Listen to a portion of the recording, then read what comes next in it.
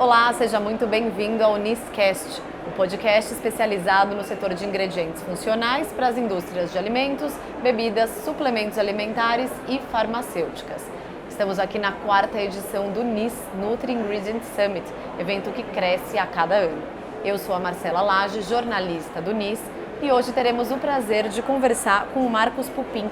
Ele é diretor de assuntos regulatórios e científicos na ABBI, que é a Associação Brasileira de Bioinovação. Bem-vindo, Marcos, tudo bem? Obrigado, boa tarde. Boa tarde, vamos lá. A gente vai conversar um pouquinho aqui sobre tendências, inovação e sobre o NIS também. Primeiro eu queria que você nos contasse qual que é o intuito da ABBI, qual que é o trabalho, da associação e se existe alguma novidade ou informação em primeira mão de assuntos regulatórios que você poderia trazer aqui para a gente. A ABBI é uma associação. Ela foi fundada em 2014, e ela contava, na época, com empresas de diferentes segmentos.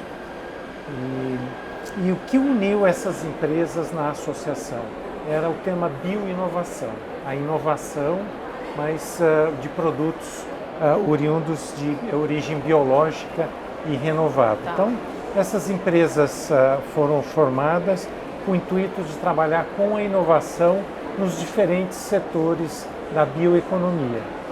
Então isso pode ser através de biocombustível, de enzimas, de micro-organismos, a gente chama de fermentação de precisão, por exemplo, e além de uma série de outros produtos. Em termos de novidades regulatórias, a área regulatória em si no Brasil é uma área muito dinâmica. Então, a gente tem, assim, praticamente a todo momento, ou uma legislação nova, ou algo sendo discutido. Uma nova regra. Seja na Anvisa, seja no Ministério da Agricultura, e seja nos outros órgãos do governo. Mas uma que eu acho que merece um destaque é a nova regulamentação de novos alimentos e novos ingredientes. Então ela trouxe uma atualização, uma modernização e com especial destaque para cultivo celular. Então são alimentos que ao invés de você, por exemplo, abater um animal, você possa fazer um cultivo celular desse animal. Então é algo bastante inovador. Alguns países já estão mais avançados. Eu ia perguntar, onde é que a gente tem isso hoje aí com mais propriedade, digamos assim? Isso com relação especificamente à questão de cultivo celular, hoje se tem mais avançado em Singapura, que foi o primeiro país, Israel e Estados Unidos também está num estágio bastante avançado. Então é algo que vai demandar novas tecnologias que ainda precisam ser desenvolvidas. Então, acho que é uma excelente oportunidade para o Brasil estar nesse segmento, de desenvolver novas tecnologias, novas profissões, vamos dizer, que vai exigir outros conhecimentos. Um segmento, enfim, que já é conhecido, mas bastante importante, é o de proteínas alternativas. Então, além dessas das proteínas tradicionais, que a gente já conhece, são as proteínas, por exemplo, oriundas de plantas ou por fermentação. Tá. Então, esse é um segmento novo. Legislação já existe, mas acho que talvez haja um espaço ainda para se trabalhar. Então, o Brasil é um campo bastante fértil em termos de regulamentação e é um dos papéis da entidade justamente olhar e contribuir para que se tenha realmente uma regulação proporcional ao risco que aqueles produtos oferecem.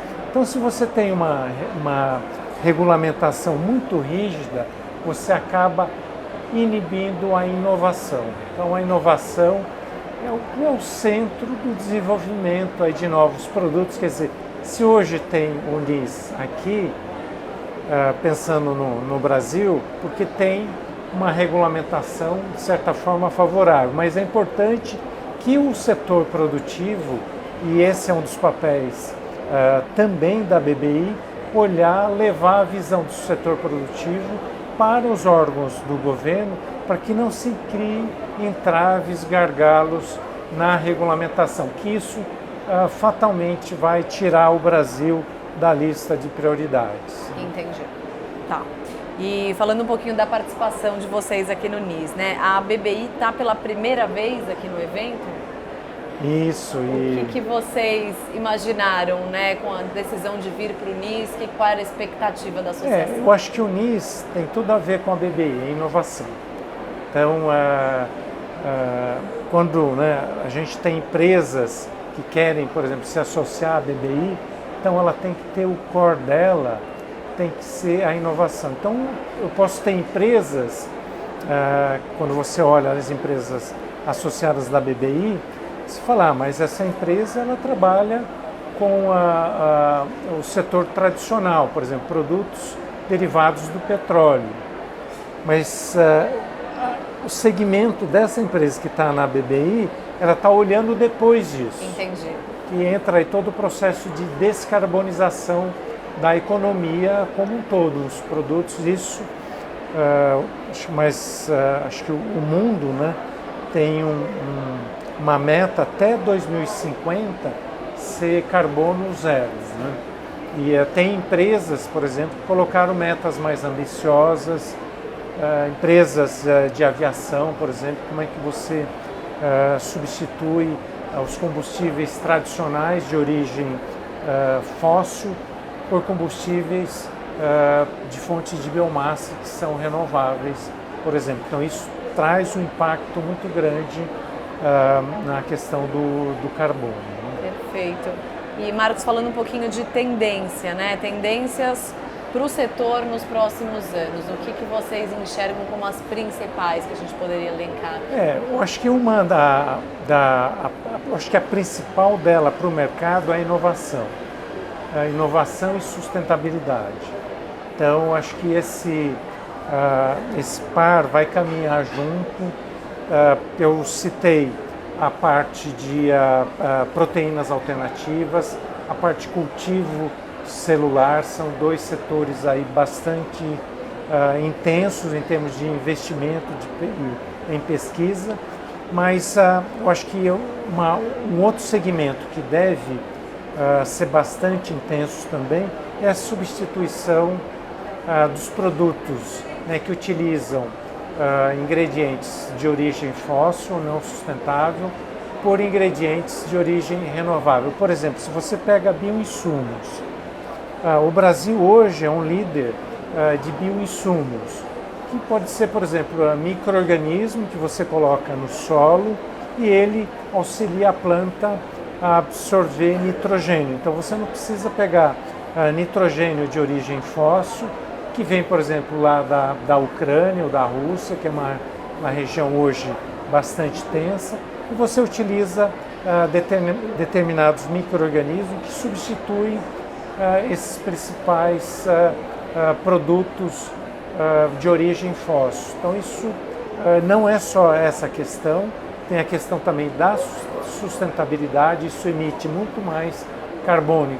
Então, a sua agricultura, o seu produto vai ter uma sustentabilidade maior. Então, isso acredito que vai guiar as empresas de uma maneira geral para o futuro. Perfeito. E por fim, se você puder definir para a gente o NIS, uma palavra ou uma frase, como que você definiria? Eu acho que a principal dela seria inovação. Eu vejo o NIS hoje, lendo tudo que está acontecendo aqui, acho que a palavra é inovação, quanto isso está contribuindo para o desenvolvimento da economia, para a sustentabilidade. Então, realmente, vocês estão de parabéns com o evento. Que bom, muito obrigada. Eu queria agradecer a presença do Marcos, da BBI, hoje aqui no nosso episódio. Nós ficamos por aqui. Nos acompanhe nas redes e até a próxima. Um abraço.